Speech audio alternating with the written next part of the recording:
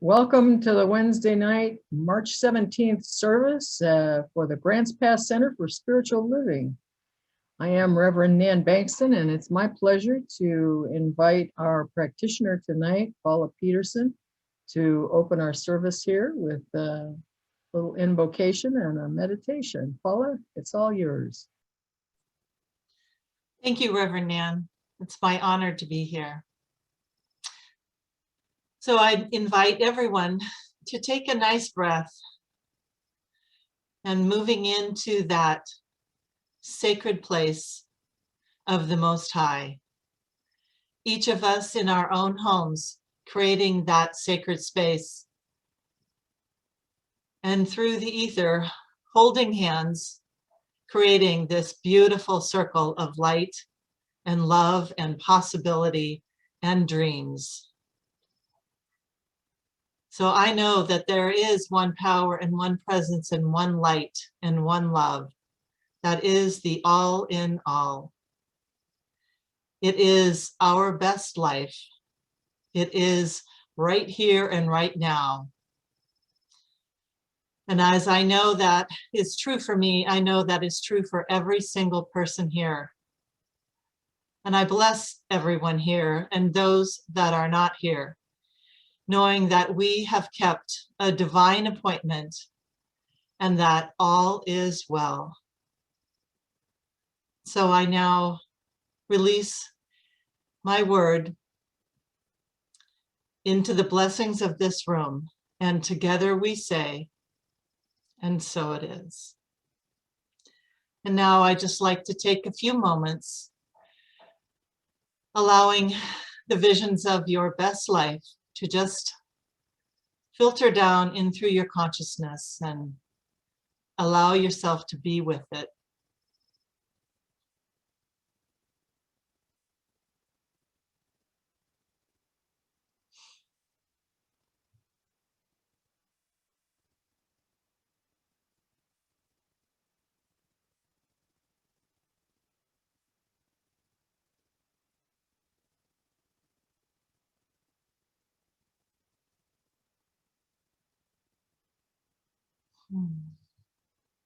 So it's with great gratitude I turn this over to Reverend Nan.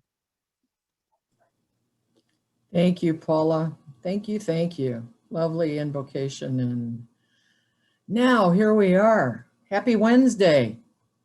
And it's St. Patrick's Day for anybody who cares. When I was a lot younger, I certainly drank my share of green beer. I lived outside Chicago and I watched the Chicago River that runs through downtown Chicago get dyed green every St. Patrick's Day. And it was a big event. Oh, there were parades and parties and you name it. And it was pretty wild. And everyone who drank green beer was supposed to have a lot of luck. And yet, I was advised that you never iron a 4-leaf clover because you don't want to press your luck. Oh, well. Now, as a reminder, I do want to say that the legend goes that St. Patrick drove the snakes out of Ireland. And I was thinking earlier today that it must have been a lot of work putting those tiny seat belts on all those snakes before they left town. Not sure how he did it. But on a more serious note, one that's a little bit more pertinent to our service tonight, I've always enjoyed the Irish blessings. And one that comes to mind tonight also goes with the theme of our opening video, A Million Dreams. It goes like this. May the dreams you hold dearest be those which come true, and the kindness you spread keep returning to you. Beautiful thought. You know that song, A Million Dreams, and I want to give credit to the Center for Spiritual Living in Visalia, California for that production. They gave me permission for us to use it tonight. That song, A Million Dreams, encourages us to be open and receptive to Spirit's vision of our best life. The vision already exists, whole and complete in Spirit, and all we have to do is come into its realization and align with it. Are you welcoming the vision with open arms and a joyful heart? Or are you digging in your heels and resisting the idea of something different than what you may have in mind? Well, I can assure you without hesitation that I have done both, and it's so much easier and enjoyable to open one's arms with joy, trusting that the direct revelation of spirit and alignment with it is fully supported in every way. It is divine inspiration, so it must be part of and integrated into us, just as is the essence of spirit that exists at the very center of our being. And yet, we keep holding on to our ideas of our best lives based on human conditions and limited to our human experiences.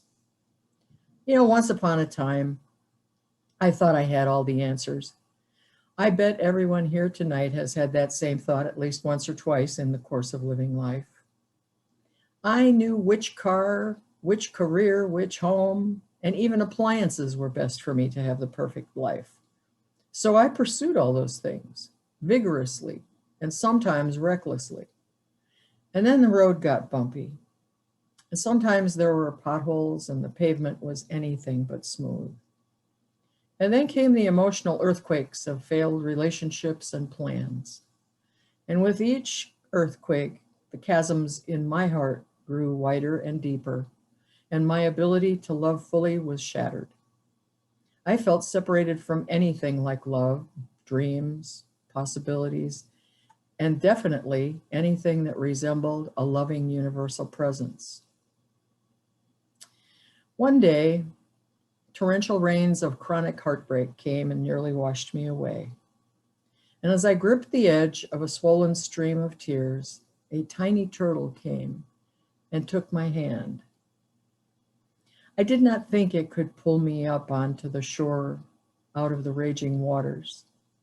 And as I closed my eyes, thinking the end was pretty much near, there was a brilliant flash of light and a sense of peace that I had not felt in years, and a little smile on the turtle's face as I looked around and realized I was on the riverbank.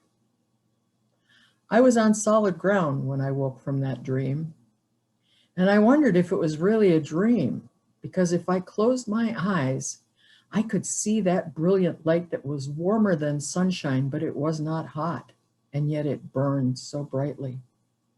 And the peace was all encompassing. Now, that was my first experience as an adult with direct revelation. I didn't know that at the time. I didn't even know what direct revelation was. What I did know was that it connected me to something that felt better than anything I had ever experienced. And I set out to know more of what it was that happened and how to keep that inner peace alive. Now, I would bet that everyone has had some key event in their life, just like my dream, that opened them to a realm of possibilities greater than they had known. Now, that key event may have been very large or it may have been very small. And when that happened, when it happens for each of us, it is how we respond to those openings that makes all the difference.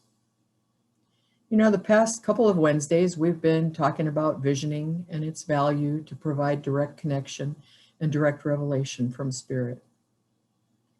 I've been referencing the article in this month's Science of Mind magazine by Reverend Jeffrey Ryan, who's the chair of the CSL Visioning Department at the Home Office. And in that article, there are 3 words that he highlights, and we've talked about them: embrace, embody, and become. And I quote, "Embracing is an act of receptivity, embodying is an act of demonstration, and becoming is an act of allowing." In the visioning process, we ask the question, what must I embrace? We cannot have or experience what we are unwilling to receive.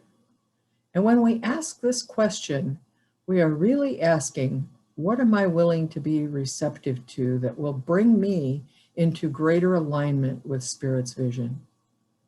What serves to transform me in my continual evolution? When we ask what I must embody in visioning, we are asking, what must I know so deeply that it is causal or taking form in my body? And when we embody something, we have assimilated it into our consciousness so much it becomes instinctual. Now, you may have heard me or Reverend Stephen say that prayer is our default setting. Well, prayer is as instinctual for me as smiling when I see a new puppy or stopping at a stop sign. Embracing and embodying are activities that cultivate our consciousness and the expansion of it. Becoming, on the other hand, is allowing that which you already are, the truth of your being, to come forth. When we ask, what must I become envisioning? We are really asking, what divine qualities within me am I being called to remember as my truth? Being the truth, we can then come to the vision because we are in complete alignment with it. First, we be. First, we be. We recognize the divinity within us as our true nature of being, and then we become. It's really so simple because the vision pulls us to it, just like a moth to a flame.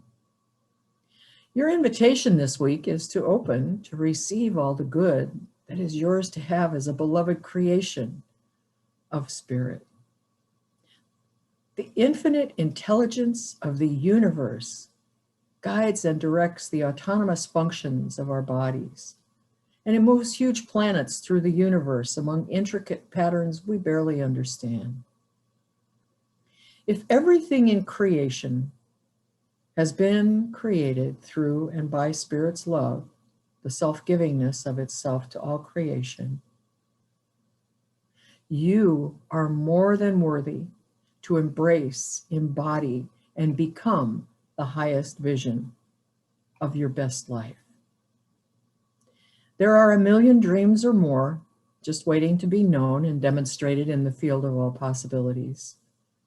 Why not see what awaits you as you align with Spirit's vision of your best life? As we choose to live in alignment with our best lives, we demonstrate the Centers for Spiritual Living Global Vision Statement that states, we see a world in which every person lives in alignment with their highest spiritual principle, emphasizing unity with God and connection with each other. A world in which individually and collectively we are called to a higher state of consciousness and action. So let's start on those million dreams for the world we're going to make. However big, however small, let us choose to be part of it all. The world we're going to make that works for all. And, as the Irish say, may the dreams you hold dearest be those which come true, and the kindness you spread keep returning to you. And so it is. And now, as is our custom, let's have a prayer. So I just invite each of us to settle in to this space, this sacred space where we are connected through all time and through all eternity, right here, right now. Through the wonder of technology, we are one. One indivisible spirit and source, each of us unique, individuated creations. And in this time, in this moment, in this space, as we are one, I speak the revelation of the highest vision for every being here.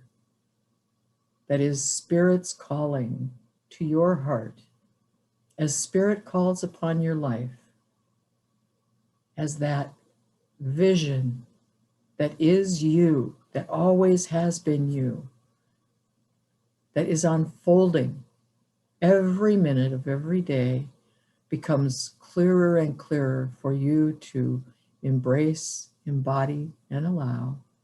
I speak this word of the unfolding of the infinite good, all the love, all the joy, all the peace, all the beauty that is everyone's to be known.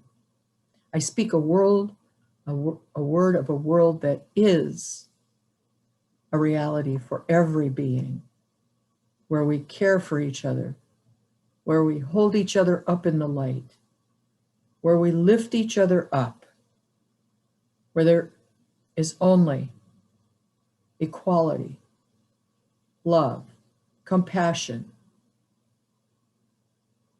and the joy of humanity expressing in its highest and greatest good. And knowing that this is so, I am so grateful. And so I bless each and every being here. I allow this joy in my heart to overflow in gratitude. And I simply release this word into the law of mind that always says, yes, my beloveds, yes. And so it is. And so now it's time for our prosperity affirmation. So we're going to celebrate all of the prosperity and abundance that has been continuously flowing into our center for the last year, keeping us going. I'm so grateful. The leadership in the center, Reverend Stephen, the board, myself, we marvel in a way, and yet we know without question that divine infinite abundance flows through every being in our center and is evidenced by the gifts that we've received that have continued the work of this center and the good. And so I just invite everyone to take their gift in their hand and place it on their heart. And we're going to say this little prosperity affirmation. I align with infinite prosperity that I share with love and joy. Let's do it one more time. I align with infinite prosperity that I share with love and joy. And now, I just received these gifts on behalf of Grants Pass Center for Spiritual Living. And I know that they come from the great love of the Spirit that moves in, through, and as each individual who gives their gifts, whether they be time, talents, or treasures. And so I bless each gift. I know that it goes forth to heal and prosper and does good work in the world. And I just give thanks. And so it is. And now it's time for our Flames of Faith, lighting the Flames of Faith ceremony. So Miss Paula has got the candle going for us. You know, we perform this ceremony to promote the universal consciousness of life, which acknowledges that all people and all faiths, all sentient beings, come from the one great universal presence, which we call Spirit. Fundamental to this truth is the unifying nature of all religious thought and experience, which we honor here today. We light this candle for the Tao, honoring the universal path of harmony and equilibrium, the natural way. We light this candle for the shamanic traditions, honoring the beliefs and practices of all indigenous peoples, the way of primal spirituality. We light this candle for Hinduism, honoring the path of knowledge, action, and devotion. We light this candle for Judaism, honoring the ethical path of living by sacred law.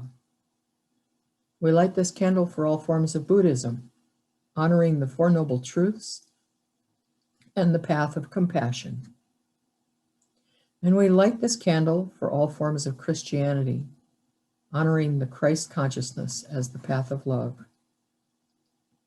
We light this candle for all forms of Islam, honoring the path of submission to the will of God as the highest calling. We light this candle for the universalistic religion of Baha'i, honoring the path of unity and peace. And we light this candle for all forms of new thought, honoring the metaphysical path of mental healing through the practice of universal spiritual principles. We light this candle for all religions unnamed in this ceremony.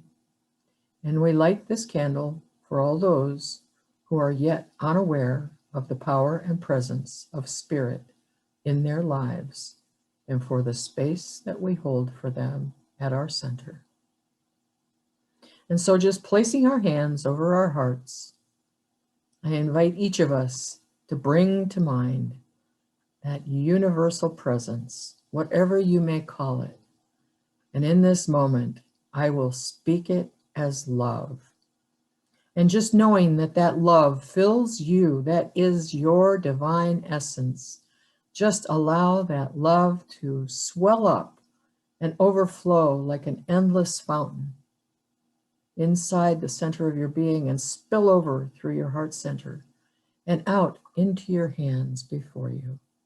And as you bring your hands filled to overflowing with that infinite love, I just invite you to rub them together. 1, 2, 3, and we energize and activate that love, and we go 1, 2, 3, and whoosh, out it goes into our homes, our neighborhoods, our community, across our country, around the globe, and out into the cosmos, and beyond the beyond and beyond. And that concludes our service tonight.